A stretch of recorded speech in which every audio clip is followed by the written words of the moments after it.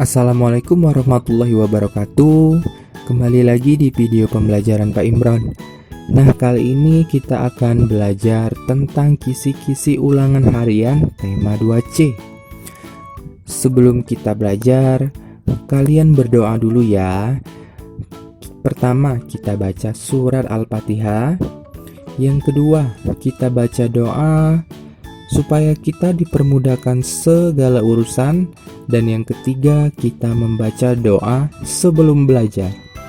Berdoa dimulai.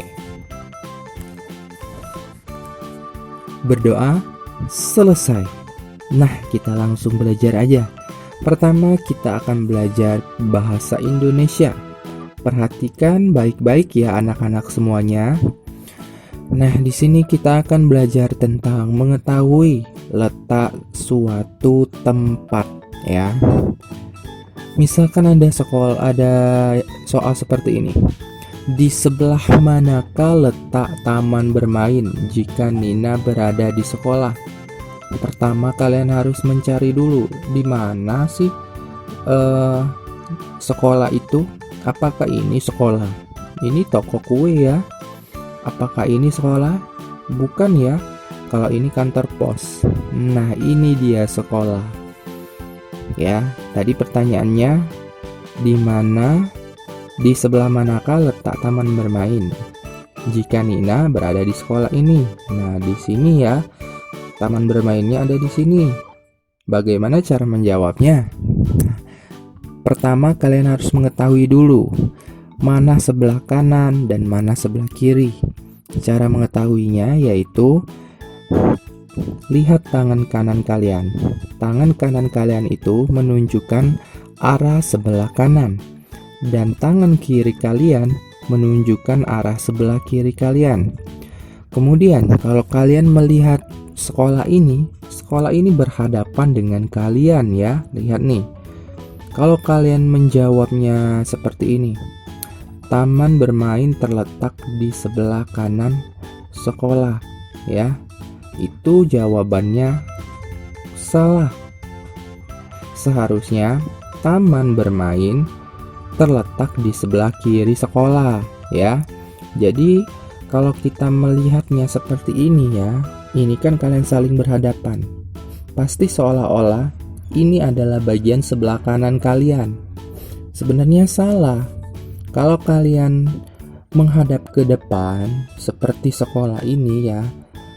Sekolah ini ya, taman bermain ini terletaknya di sebelah kiri sekolah. Jadi harus kebalikannya. Seperti itu ya, harus kalian ketahui ini.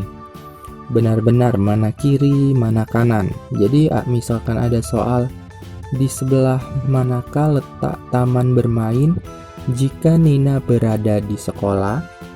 Jawabannya, taman bermain terletak di sebelah kiri sekolah.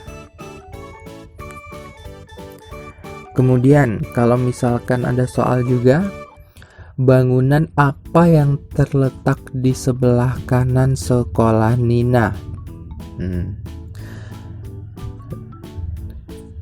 Yang mana sebelah kanan sekolah Nina?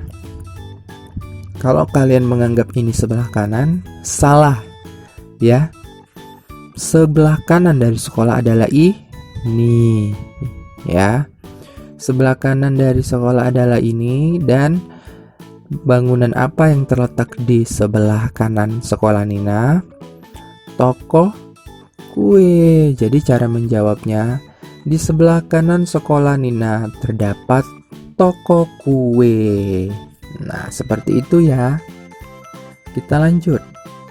Di sini ada teks cerita. Kita baca dulu. Semua warga sekolah melaksanakan tugasnya menjaga kebersihan sekolah. Setiap hari, siswa melakukan piket kelas. 1 minggu sekali, semua siswa bekerja sama membersihkan sekolah. Setiap warga sekolah membuang sampah di tempat sampah yang telah disediakan. Sekolah pun terjaga kebersihannya. Siswa pun diajarkan merawat tanaman di kebun belakang sekolah. Tanaman membuat suasana sekolah menjadi sejuk dan asri. Nina senang bersekolah di sana. Ada pertanyaannya ya. Nah, jadi ini adalah soal tentang pertanyaan ya, sebuah pertanyaan dari sebuah cerita yang kita baca. Nah, dari cerita yang kita baca ini ada suatu pertanyaannya. Pertanyaannya ini, siapa saja yang melaksanakan tugas menjaga kebersihan di sekolah? Tadi kita sudah baca sama-sama.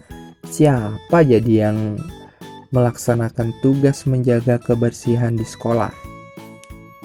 Jawabannya ini, semua warga sekolah melaksanakan tugas menjaga kebersihan sekolah. Jadi jawabannya semua warga sekolah. Kita tulis di sini, semua warga sekolah ya.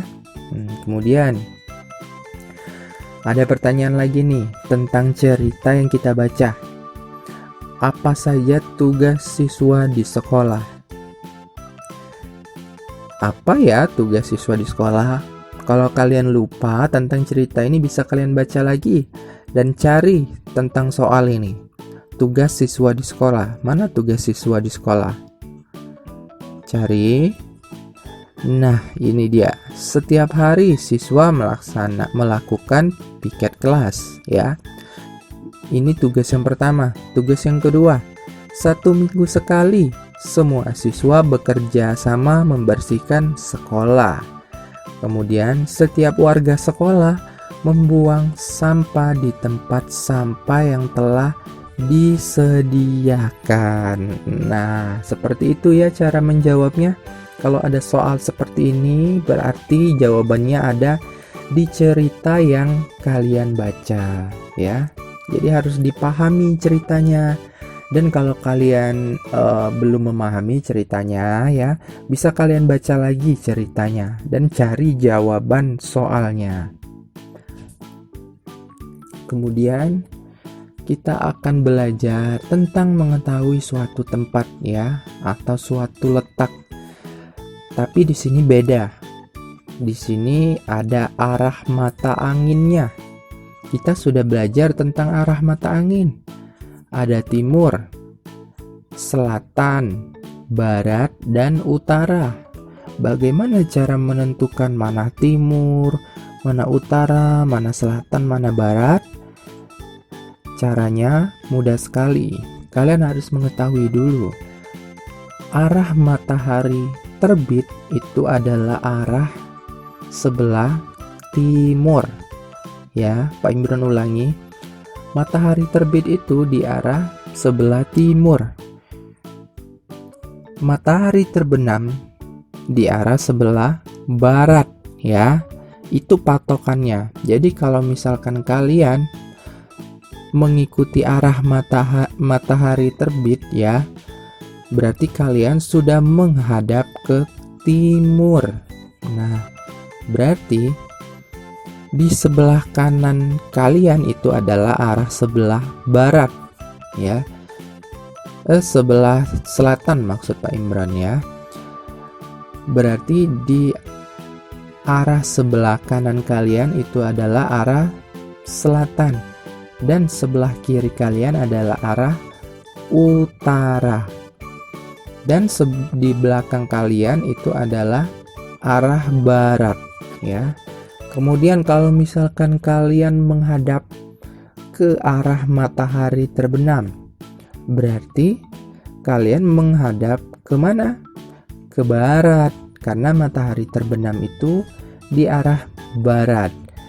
Berarti di sebelah kanan kalian itu adalah arah utara. Dan sebelah selatan kalian adalah dan sebelah kanan kalian adalah selatan, dan di belakang kalian itu adalah arah timur. Nah, seperti itu kalian harus mengetahuinya. Kalau misalkan ada soal seperti ini, dari sekolah berjalan ke arah barat melalui jalan Kenanga, lalu belok ke kiri di jalan Mawar. Rumah Lani terletak tepat di samping masjid. Nah, kalau soalnya disuruh tuliskan petunjuk jalan dari rumah Lani ke rumah Deli. Bagaimana cara menjawabnya? Kalian harus menggunakan arah mata angin ini juga ya. Kita lihat di sini. Pertama, dari rumah Lani. Kita cari rumah Lani. Di mana rumah Lani di sini? Rumah Lani yang ini ya. Nah, ini adalah rumah Lani. Kemudian dari rumah Lani mau ke rumah Deli. Ini rumah Deli. Cara menjawabnya, dari rumah Lani ke arah kemana kalau ke sini? Ke sini berarti ke kiri. Ke kiri kita lihat di sini. Ke arah utara. Ke arah utara melalui jalan apa? Jalan Mawar. Melalui jalan Mawar, kemudian belok ke kanan. Ke jalan Kenanga. Kemudian ke arah selatan ya, beloknya ke kanan berarti ke arah selatan di jalan Kamboja. Nah, rumah Deli terletak di samping kanan jalan. Ini dia rumah Deli ya. Jadi cara menjawabnya seperti ini. Pak Imron ulangi. Misalkan ada soal, tuliskan petunjuk jalan dari rumah Lani ke rumah Deli. Nah, kemudian di sini ada lambang mata anginnya. Berarti kalian harus memakai ini dalam menjawab soal. Dari rumah Lani ke arah utara melalui jalan Mawar. Belok ke kanan melalui jalan Kenanga. Kemudian ke arah selatan melalui jalan Kamboja. Rumah Deli terletak di samping kanan jalan. Nah, seperti itu ya. Kita lanjut. Kata yang memiliki arti yang sama. Nah, kita lihat. Kita sudah nih belajar tentang ini. Jadi misalkan ada soal, disuruh mencari kata yang artinya sama. Pemenang artinya sama dengan kata juara, sama nih artinya. Yang kedua, riang. Riang itu sama artinya dengan gembira. Yang ketiga, putra. Putra sama artinya dengan laki-laki. Yang keempat, gembira.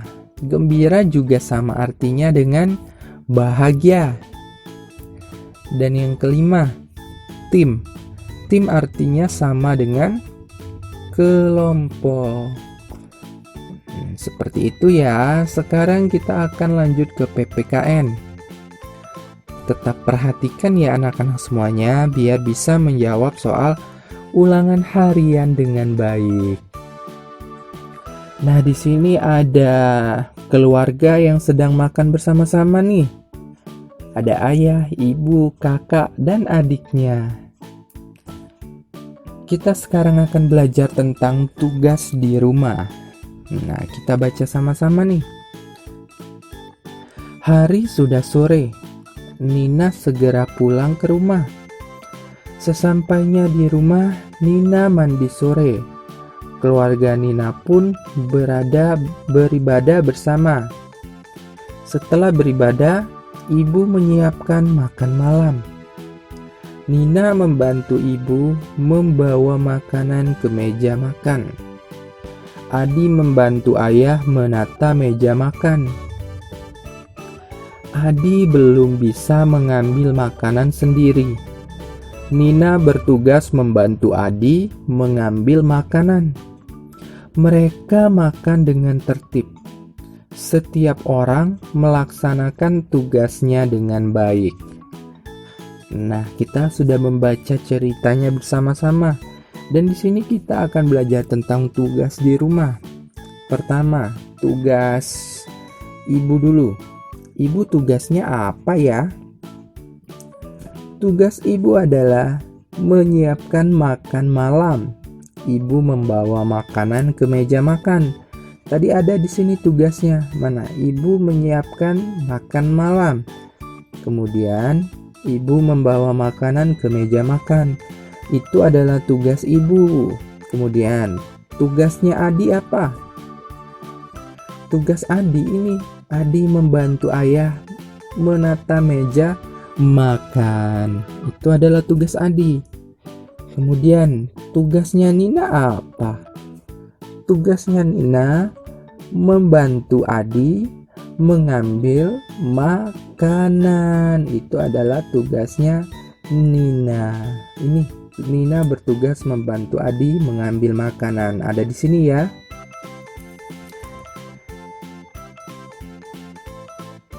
Nah, kita sekarang lanjut. Kita akan lanjut tentang pelajaran yang mana dalam suatu sekolah terdapat teman-teman yang memiliki agama yang berbeda-beda. Misalkan di sini, Nina dan teman-teman memiliki agama yang berbeda. Nina dan Deli beragama Islam. Mary dan Tony beragama Kristen. Made beragama Hindu. Lani beragama Konghucu. Mereka bermain dengan rukun dan saling menghargai. Nah, jadi di sini ada beberapa teman yang memiliki agama yang berbeda-beda. Kalau misalkan kita mempunyai teman yang memiliki agama yang berbeda-beda, sikap apa yang harus kita lakukan ya? Ini dia sikapnya. Lihat nih, pertama, kita harus menyapanya dengan ramah ya. Jadi walaupun kita beragama Islam dan teman kita nih ada yang beragama Kristen, kita harus tetap menyapanya dengan ramah. Misalkan selamat pagi, selamat siang, selamat sore. Nah, seperti itu ya cara menyapanya. Kemudian sikap yang kedua, tidak mengganggunya ketika beribadah. Jadi kalau misalkan nih dia mau beribadah, ya jangan kita ganggu ya. Karena ibadahnya berbeda pasti dengan kita, karena agamanya juga berbeda dan kita harus saling menghormati atau saling menghargai. Jadi kita tidak boleh mengganggunya ketika dia beribadah. Yang ketiga, membantu ketika ia memerlukan bantuan. Jadi kalau misalkan nih dia membutuhkan bantuan, kita harus membantunya ya. Walaupun dia berbeda agama. Misalkan kalian ada teman ya, teman bermain nih. Teman bermain di rumah, tetangga kalian ya itu. Kalian sedang bermain sepeda bersama. Ternyata teman kalian yang berbeda agama ini jatuh dari sepeda. Nah, kalian harus menolongnya ya. Jangan kalian langsung pergi aja karena kalian berbeda agama dengan temannya. Jangan, kalian harus menolongnya walau kalian berbeda agama ya. Jadi walaupun kita berbeda agama, kita harus tetap bersikap baik. Pertama, menyapa dengan ramah. Kedua, tidak mengganggunya ketika beribadah. Yang ketiga, membantu ketika ia memerlukan bantuan. Seperti itu ya. Nah, sekarang kita akan belajar tentang anggota keluarga. Nah, di sini Ada Lita yang berusia 3 tahun. Ada Wita yang berusia 7 tahun. Ada Bagas yang berusia 14 tahun. Ada Bibi Nilam yang berusia 35 tahun. Dan ada kakek yang berusia 59 tahun. Usia saudara Nina berbeda-beda.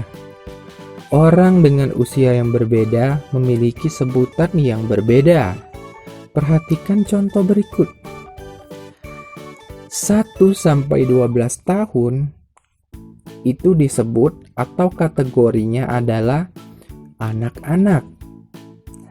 12-17 tahun itu disebut atau kategorinya remaja. Dan usia yang lebih dari 18 tahun itu disebut atau kategorinya dewasa. Nah, di sini yang usianya anak-anak siapa coba? Lita usianya 3 tahun. Anak-anak nggak termasuk? Iya, benar, anak-anak. Kalau Wita usianya 7 tahun, termasuk anak-anak nggak? Iya, benar, termasuk anak-anak. Jadi kita tulis di sini, Lita dan Wita termasuk kategori anak-anak. Kemudian kalau kategori remaja, yang mana nih di sini kategori remaja? 12-17 tahun usianya, berarti tidak boleh lewat dari 12-17 tahun dan tidak boleh kurang dari 12 tahun. Yang mana usia remaja di sini Bagas ya, umurnya 14 tahun. Jadi kita tulis di sini Bagas. Kemudian yang kategorinya dewasa, siapa di sini? Bibi Nilam usianya 35 tahun. Termasuk ya ke dalam kategori dewasa. Dan kakek usianya 59 tahun. Nah, ini termasuk ke dalam kategori dewasa. Kita buat ya.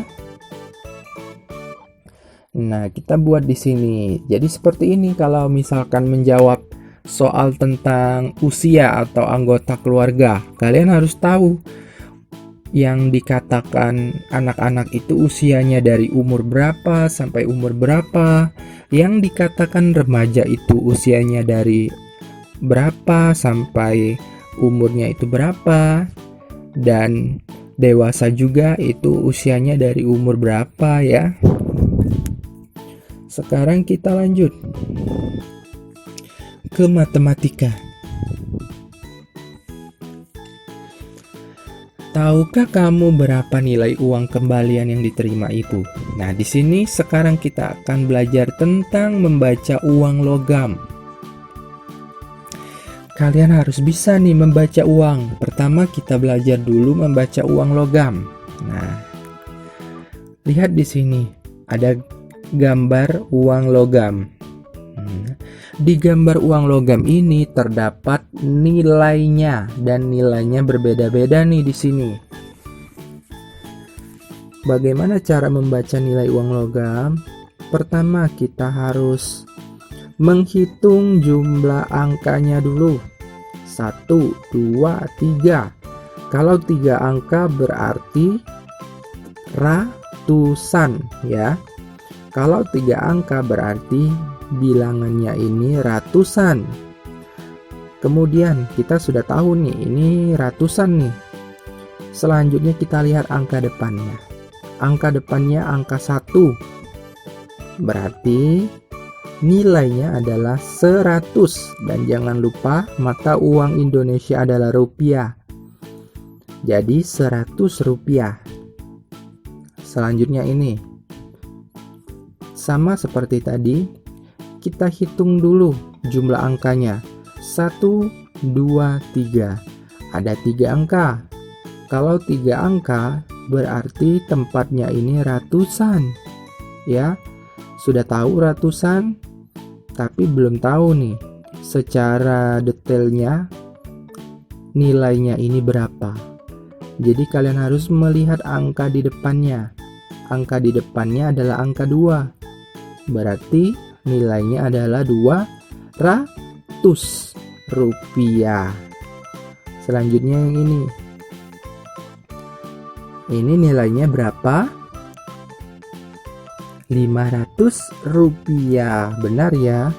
Kalau ini, nah lihat nih angkanya. Ada berapa angka? 1, 2, 3, 4. Ada 4 angka di sini. Kalau ini tadi berbeda, 3 angka ini.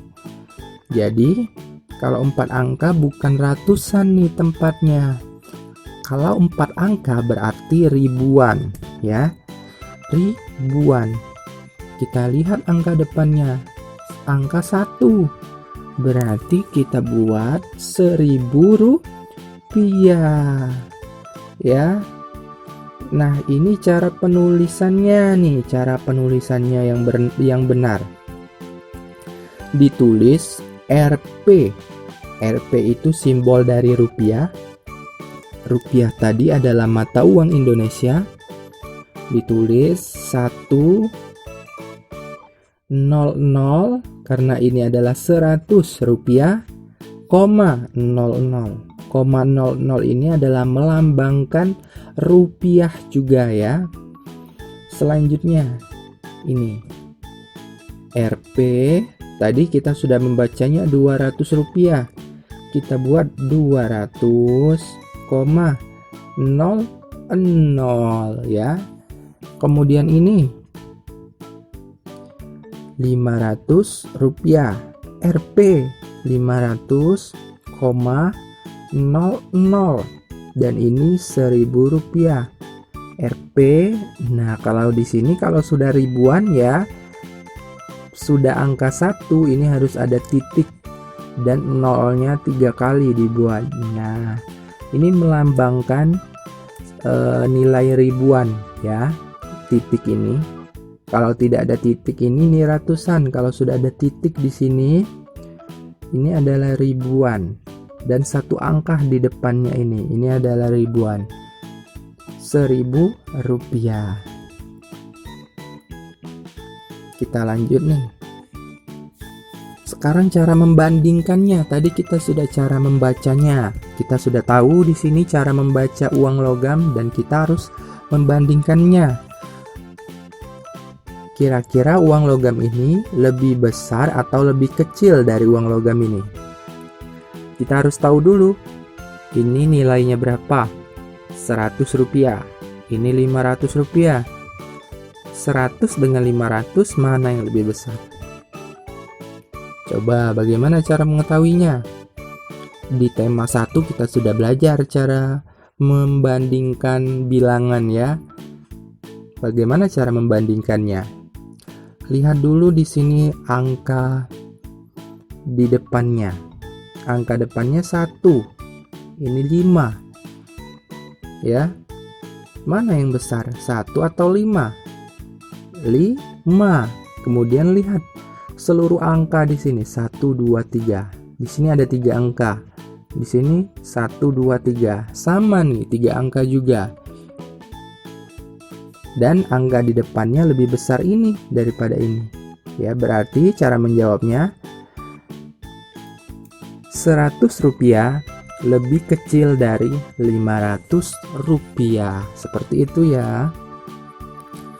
Jangan dibuat lebih besar karena ini kan lebih kecil. 1 dari 5 ini kan 1 lebih kecil.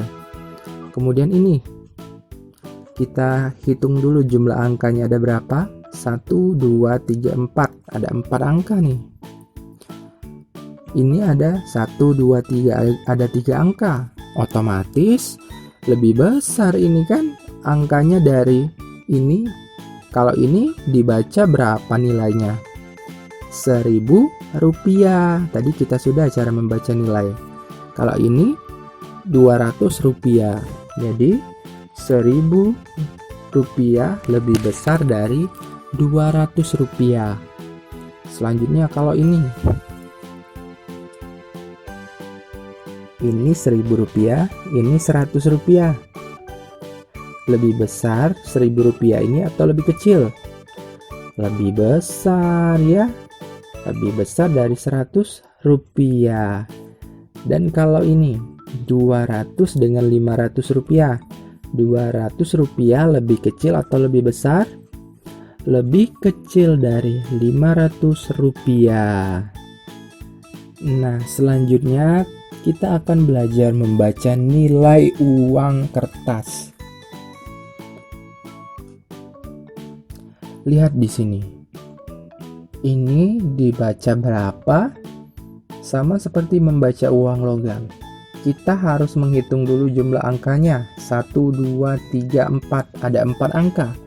Berarti tempatnya ribuan kalau ada 4 angka. Kita lihat angka depannya.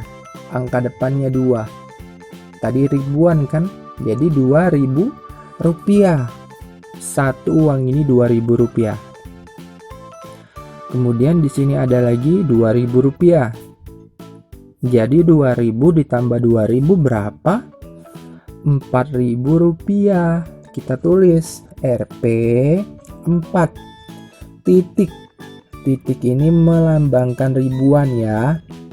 Titik di sini melambangkan ribuannya, nilai ribuan. 4 titik, nolnya 3 kali, 1, 2, 3, 0,00. Dibaca 4.000 rupiah. Selanjutnya, kalau yang kedua, ini 2.000 rupiah. Kalau ini angkanya ada 4 dan angka di depannya 1. Dibaca 1.000 rupiah. 2.000 tambah 1.000, 3.000 rupiah. Ditambah 1.000 lagi, 4.000 rupiah. Kita tulis di sini. Rp 4.03 kali, 0,00. 4.000 rupiah. Selanjutnya, yang ini 2.000 rupiah, 2.000 rupiah, 4.000 rupiah. Jadi ya kalau dijumlahkan ditambah 1.000 rupiah berarti 5.000 rupiah. Cara penulisannya Rp 5.000, nolnya ada 3 kali, koma. Nah, koma di sini dan ada 0 2 kali di belakangnya adalah melambangkan nilai uang rupiah ya. Rupiahnya di sini 5.000 rupiah kalau dibaca ya. Kita akan lanjut. Nah, sekarang kalau kita sudah belajar membaca nilai uangnya, kita akan sekarang belajar, misalkan kita mau belanja atau mau membeli makanan. Ya, membeli makanan kita harus paham. Jadi kita harus paham jumlah makanan, jumlah harga yang harus kita bayar ya, harus paham ya. Kemudian harga makanan atau harga barang yang kita beli, kita harus tahu juga ya. Sekarang kita lihat di sini ada susu, air mineral dan es teh. Harga susu berapa? 1.000 rupiah. Harga air mineral 500 rupiah. Kemudian yang terakhir, harga es teh berapa? 700 rupiah. Ya. Nah, kalau misalkan ditanya berapa harga es teh? Nah, kalian harus bisa membaca nilai ini. Ini 700 rupiah. Kalau misalkan ada soalnya berapa harga susu bantal. Nah, jadi kalian juga harus bisa membaca nilai ini. Harganya 1.000 rupiah. Kalau misalkan tadi diurutkan dari harga yang paling murah, berarti yang mana dulu yang kita urutkan? Yang paling murah adalah air mineral 500. Kemudian urutan yang kedua yang lebih besar dari air mineral apa nih? 700 ya. Ada nggak kira-kira yang lebih besar dari 700? Ada ya, 1.500 pertama, kedua 700, dan yang ketiga Rp1.000. Nah, ini dia urutannya ya. Kemudian, kalau misalkan Nina mempunyai uang Rp2.000, minuman apa saja yang dapat dibeli Nina ketika membeli sesuatu? Jumlah harga barang yang dibeli harus lebih kecil dibanding uang yang kita miliki ya. Kan kita tadi, Nina tadi ada uang 2.000. Berarti barang yang harus dibeli Nina itu harus lebih kecil dari Rp2.000 atau setidaknya sama dengan Rp2.000. Kira-kira apa saja yang dapat dibeli Nina? Misalkan Nina membeli 2 air mineral dan 1 es teh manis. 2 air mineral berarti Rp500 ditambah 500 jadi Rp1.000. Kemudian 1 es teh manis Rp700. 1.000 tambah 700 berapa? Rp1.700. Berarti harga yang harus dibayar Nina adalah Rp1.700. Uang Nina tadi 2.000. Lebih besar kan uang Nina? Jadi kalau misalkan Nina membayarkan Rp1.700, kira-kira ada uang kembaliannya nggak Nina? Ada ya, 2.000 dikurang 1.700, jadi berapa hasilnya? Rp300. Jadi uang kembalian yang Nina dapatkan dari membeli 2 air mineral dan 1 es teh adalah Rp300. Seperti itu ya. Jadi kalian harus bisa di sini cara membaca nilai uang, cara mengurutkan nilai uang dari yang terbesar sampai yang terkecil. Kemudian kalau misalkan ada soal dari uang 2.000 dapat membeli barang apa saja. Nah, kalian harus melihat juga nilai uangnya. Jangan langsung kalian langsung pilih barangnya dan uangnya tidak kalian lihat. Jangan seperti itu ya. Harus dilihat dulu. Barang yang dibeli itu tidak boleh lebih besar dari uang kalian. Harus lebih kecil atau setidaknya pas dengan uang kalian. Misal kalian membawa uang 2.000, berarti harus dibawa 2.000 barang yang kalian beli, atau setidaknya harganya Rp2.000. Seperti itu ya. Nah, sampai di sini saja pembelajaran kisi-kisi soal ulangan harian tema 2C. Kita berdoa dulu. Kita membaca surat Al-Asr. Berdoa dimulai. Berdoa selesai. Wassalamualaikum warahmatullahi wabarakatuh.